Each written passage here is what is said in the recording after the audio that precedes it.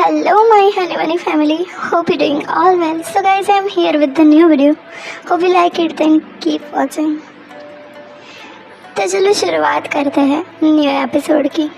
तुमने मुझे ही क्यों ना, ये इसका टाइटल है। स्वान में काली आत्मा प्रवेश कर चुकी थी। खबर सुनते ही स्वान की योद्धाओं ने युद्ध के लिए तैयारी कर ली।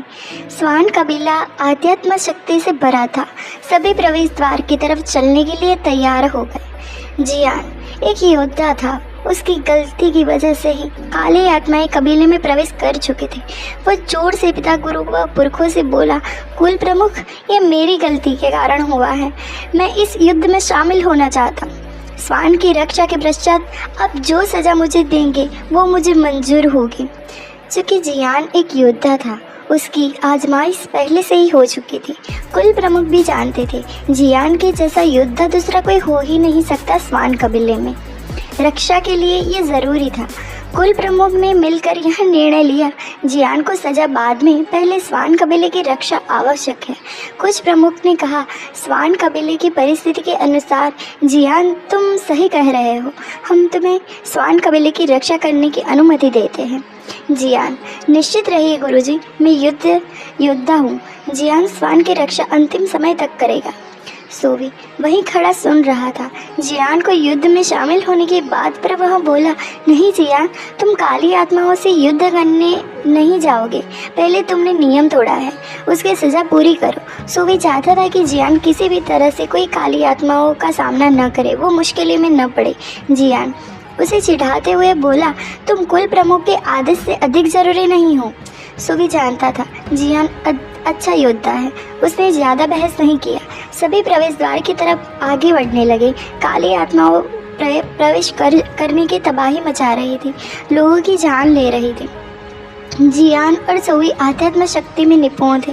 उन्होंने काली आत्माओं का सामना करना शुरू कर दिया, लेकिन किसी भी आत्मा का वार सोवी जियान की तरफ नहीं जाने दे रहा था। इसी प्रकार सोवी अधिक घायल हो रहा था। जियान भी ये देख रहा था और कुल प्रमुख पिता गुरु सभी सोवी को देख रहे थे।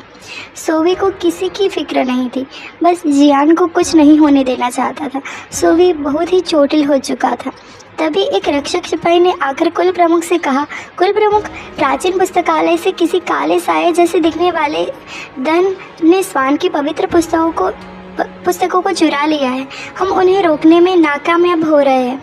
कुल प्रमुख और अन्य गुरुओं के चेहरे पर एक चिंता का भाव नजर आ रहा था।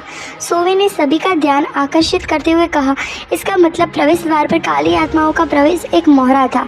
हमारा ध्यान भटकाने के लिए वह ये सब कर रहे थे। वास्तव में ये आत्माएं स्वान कबीले की प्राचीन पुस्तकें चोरी करना चाहती थी। सोवी यह कहते हुए बेहोश हो गया। आत्माएं भी वापस जा चुकी थी, जैसे उन्हें किसी ने वापस जाने का आदेश दिया हो। जियान ने सोवी को सहारा दिया और कमरे में ले जाकर लेटा दिया। कुल प्रमुख वहीं थे। सोवी को बेहोश देखकर चिंतित थे, क्योंकि सोवी आने वाले समय में स्वान कबीले का कुल प्रमुख बनने वाला था। उसे कुछ हो जाता तो कबीलों को उसका वारिस नहीं मिलता, और सोवी जैसा योद्धा कुल प्रमुख को होने का डर था। जियान को भी सोवी की चिंता हो रही थी। चिकित्सक को इलाज के लिए बुलाया गया। चिकित्सक ने इलाज के लिए आए तो जियान ने उत्सुकता से पूछा, क्या सोवी को ज़्यादा चोट तो नहीं लगी? मतलब क्या उसे दर्द हो रहा होगा? यह पहली बार था जब जियान थोड़ा सा सोवी के लिए फिक्रमंद था। जियान ने कुल प्रमुख से कहा, गुरुजी, जो प्राचीन पुस्तकें है क्यों लेकर गए होगे? वो पुस्तक स्वान कबीले के लिए बहुत महत्वपूर्ण है क्या? कुल प्रमुख ने गंभीरता से कहा, वो पुस्तक आध्यात्म ऊर्जा से भरी हुई है। उसका प्रयोग करके कोई भी आध्यात्म शक्ति का मालिक बन सकता है। उसके गलत इस्तेमाल से सब कुछ खत्म किया जा सकता है। वो पुस्तक हमारे पुरखों ने रचा था। स्वान कबीले की रक्षा के वास्तव में उसी से होती है। वो प्राचीन पुस्तक हमारी विरासत है। हम सदियों से उस पुस्तक की रक्षा करते हैं। हम नैतिकता का पालन करते हैं, इसलिए वो पुस्तक हमें सकारात्मक ऊर्जा देती है, लेकिन उसका गलत प्रयोग करके सब कुछ खत्म किया जा सकता है। जियान ने कहा, लेकिन गुरुजी, जो पुस्तक आखिर कौन ले सकता है? कुल प्रमुख जियान जवाब न देते हुए बोले, हमें रक्षक दल तैयार करना है। सोवी के होश में आने के पश्चात हमें पुस्तक वापस लेना ही होगा। इतना कहकर वह चले गए। जियान ने चिकित्सक से कहा, सोवी को कब तक होश आ सकता है? चिकित्सक ने कहा, राजकुमार आप निश्चिंत रहिए। चिकित्सक इतना बोलकर वहाँ से चला गया क्योंकि उन्हें कुछ जड़ी बूटियों का प्रबंधन भी करना था। कबीले में मौजूद अन्य छात्र भी डरे हुए थे, लेकिन योद्धा की तरह उन्होंने भी आत्माओं का सामना किया। वो बस सोवी और होश में आने की प्रार्थना कर रहे थे। जियान ने सोवी के सेवक से कहा, तुम जा सकते हो, मैं सोवी के पास हूँ। चूँकि सेवक राजकुमार को मना नहीं कर सकता था, वो चला गया। जियान वहीं सोवी के पास बैठा रहा। वो बस सोच रहा था, आखिर क्यों सोवी मुझे इतना बचाता रहा, क्यों हर बार सोवी ने अपने ऊपर लिया और जियान को कुछ भी नहीं होने दिया। रात को 11 बजे यानी 3 घंटे के पश्चात सोवी को होश आया। उसने जियान को अपने पास बैठा देखा। जियान ने तख्ती भरे लहजे में कहा, क्या ऐसे क्यों देख रहे हो? मैं तुम्हारा विद्यार्थी नहीं हूँ जो तुम्हारे पास बैठने से डरता हूँ। वैसे कैसा महसूस हो रहा है? जियान ने यकायक बहुत सारे सवाल कर दिए। सोवी, तुम यहाँ क्या कर रहे हो? जियान, मैं तुमसे डरता नहीं हूँ क्या जो यहाँ नहीं रुक सकता? सोवी, मैं अब ठीक हूँ, बाकी सब सुरक्षित है ना? जियान, सब सुरक्षित है। आखिर मैं किस लिए था? फिर वहाँ हंस दिया। सोवी ने कहा, जियान तुम योद्धा हो, लेकिन तुम्हें खुद की फिक्र करनी चाहिए। जियान, एक योद्धा के लिए युद्ध से बढ़कर कुछ नहीं है। मैं अपने सामने बुराई को जीतने नहीं दे सकता। मैं अब तक चिंता हूँ, नैतिकता को ही सर्वोपरि मानूंगा। अब पहली बार जियान सोवी के सामने इतना गंभीर होकर बात कर रहा था। फिर जियान ने कहा, सोवी तुम्हें ऐसा क्यों किया? सोवी, कैसा किया? जियान, मुझ पर हुए वार को खुद पर लेने की क्या ज़रूरत थी? मैं अपनी रक्षा कर सकता हूँ। सोवी ने कहा, तुम मेरे कबीले की रक्षा कर रहे थे, तुम्हें बचाना मेरा कर्तव्य था।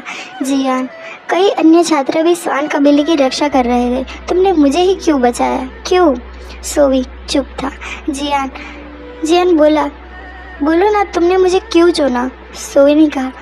उससे देखते हुए सोचने लगा, जियान, ये इतना मुश्किल सवाल है। क्या वो खुद मुझे महसूस नहीं कर सकता? क्या उससे मेरे लिए कुछ महसूस नहीं होता? सोवी यह सब सोचे जा रहा था। जियान, घूर के क्यों रहे हो? क्या मैं तुम्हें लड़की नज़र आ रहा हूँ? सोवी, नहीं, लेकिन तुम किसी भी लड़की से ज़्यादा खूबसूरत हो। जियान, तो तुम्हें जलन हो रही है? सोवी ने कहा, तुमने मुझसे अच्छे से बात नहीं कर सकते हो क्या? जियान, बिल्कुल नहीं, तुम मेरे गुरु नहीं हो और मैं सबकी तरह तुमसे डरता नहीं हूँ। सोवी, तुम्हें डराना भी मैं नहीं चाहता, लेकिन तुम यहाँ क्यों हो? तुम्हें भी फिक्र हो रही थी क्या? जियान, हाँ, क्योंकि तुम मेरी वजह से बेहोश हुए थे और अपनी रक्षा करना नहीं जानते थे, इसलिए तुम बेहोश हो गए। तुम्हें आगे से कभी ऐसा करने की ज़रूरत नहीं है। सोवी चुपचाप उसे देख रहा था। वो कहना चाहता था कि वो जियान को बहुत पसंद करता है, लेकिन वह चुप रहा। जानता था कि जियान अभी उसकी बातों की गहराइयों को नहीं समझ पाएगा। इतने में ही कुल प्रमुख और स्वान कबीले के अन्य गुरु वहाँ आ गए। कुल प्रमुख, राजकुमार, अब तुम ठीक हो ना? सोवी, पिता गुरु, चिंता मत कीजिए। कुल प्रमुख ने कहा, जियान, तुम अभी तक यहीं हो, तुम्हें भी आराम करना चाहिए। हमें आगे की रणनीति कल करनी चाहिए। जियान, गुरुजी, मैं बस जा रहा था। कुल प्रमुख, हाँ, आज आराम करो। मैंने तुम्हारे चाचा को संदेश भेज दिया है। स्वान की प्राचीन पुस्तक मिलने के बाद तुम अपने कबीले वापस जाओगे। तुम्हारी शिक्षा इतनी ही थी, अब तुम जा सकते हो। सोवी ने पिता गुरु को व्यंग नज़रों से देखा और पुरखों के वहाँ मौजूद होने के कारण कुछ न बोल सका। जियान वहाँ से बिना कुछ बोले चला गया। जियान अपने कमरे में जाकर सोचने लगा, मुझे बुरा क्यों लग रहा है, जबकि मैं खुद यहाँ से जाना चाहता था। उधर सोवी जियान के बारे में सोचकर बहुत परेशान था और उसने निर्णय किया कि जियान को वो बता देगा कि वह उसका सोलमेट है। जियान इंतज़ार सोवी ने वर्षों से किया था, जियान का इंतज़ार। तभी कुल प्रमुख का संदेश आया कि अगली सुबह की व्याख्यान सभा में शामिल होना होगा, हमें रणनीति बनानी है। सो गाइस, ये एपिसोड यहीं पर ख़त्म हो जाता है। अगर आपको नॉवेल का नेक्स्ट पार्ट सुनना है तो आप मेरे चैनल को सब्सक्राइब करें और देखेंगे कि